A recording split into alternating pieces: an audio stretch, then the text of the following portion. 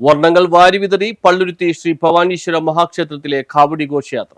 പള്ളുരുത്തി ശ്രീ ഭവാനീശ്വര മഹാക്ഷേത്രത്തിലെ മഹോത്സവത്തിന്റെ ഭാഗമായി നടന്ന കാവടി ഘോഷയാത്ര കണ്ണിന് കുളിർമേകി. പള്ളുരുത്തിയുടെ രാജവീതികളെ പുളകമണിയിച്ചുകൊണ്ടാണ് കാവടി ഘോഷയാത്ര കടന്നുപോയത്. വടക്കുംഭാഗം കാവടി ഘോഷയാത്ര തോപ്പുമടി പ്യാരി ജംഗ്ഷൻ വരമ്പത്ത് ശ്രീ കണ്ടാകർണ ക്ഷേത്രത്തിൽ നിന്നാണ് ആരംഭിച്ചത്. 40 ഫീറ്റ് റോഡ് വഴി പുല്ലാർദേശം റോഡിൽ കൂടി ശ്രീ ഭവാനീശ്വര ക്ഷേത്ര മൈതാനിയിൽ 7 മണിയോടെയാണ് വടക്കുംഭാഗം കാവടി ഘോഷയാത്ര എത്തിച്ചേർന്നത്. ജനറൽ കൺവീനർ ജനീഷ് KJ ആണ് നേതൃത്വം നൽകിയത്. തെക്കുംഭാഗം കാവടി ഘോഷയാത്ര വൈകിട്ട് 4 മണിയോടെ ഇടക്കൊച്ചി ശ്രീകൃഷ്ണസ്വാമി ക്ഷേത്ര സന്നിധിയിൽ നിന്നും ആരംഭിച്ച് 7 മണിയോടുകൂടി ഭവാനീശ്വര ക്ഷേത്ര മൈതാനിയിൽ എത്തിച്ചേർന്നു. ജനറൽ കൺവീനർ CS സുനിൽകുമാറിന്റെ നേതൃത്വത്തിലായിരുന്നു തെക്കുംഭാഗം കാവടി ഘോഷയാത്ര നടന്നത്. പീലിക്കാവടി, കൊട്ടക്കാവടി, ആട്ടക്കാവടി, അറുമുഖക്കാവടി, നിശ്ചല ദൃശ്യങ്ങൾ, കർണാടക, ആന്ധ്ര, തമിഴ്നാട് എന്നിവിടങ്ങളിലെ കലാരൂപങ്ങൾ, മയിലാട്ടം, രാധാകൃഷ്ണ നൃത്തം, ടാബ്ലോ, കരകാട്ടം, ശിങ്കാരിമേളം, ബാൻഡ് മേളം, പഞ്ചവാദ്യം, പമ്പമേളം കൂടാതെ വടക്കൻ മലബാറിലെ കലാരൂപങ്ങളായ തെയ്യം, തിറ എന്നിവയും കാവടി ഘോഷയാത്രയ്ക്ക് മിഴിവേകി. റോഡിന്റെ ഇരുവശത്തും നൂറുകണക്കിന് ആളുകളാണ് കാവടി ഘോഷയാത്ര കാണുന്നതിനായി തിങ്ങിക്കൂടിയത്. അതിൽ ആട്ടക്കാവടി ഉണ്ട്, പൂക്കാവടി ഉണ്ട്, അമ്പലക്കാവടി ഉണ്ട്, കൊട്ടക്കാവടി ഉണ്ട്, ഫ്ലോട്ട് ഉണ്ട്, പിന്നെ നമ്മുടെ പവിത്ര പുരാണ ഒരു മണികണ്ഠൻ്റെ ഒരു സെറ്റപ്പൊക്കെ ഉണ്ട്.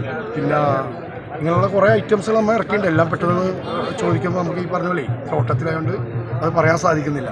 അങ്ങനെ എന്തായാലും ദൈവത്തിൻ്റെ അനുഗ്രഹത്തോട് ഞങ്ങൾ ഇവിടുന്ന് ഇറങ്ങിക്കൊണ്ട് ഭംഗിയായിട്ട് അവിടെ എത്തിച്ചേർന്നതാണ് ഞങ്ങളെല്ലാവരും ആഗ്രഹം.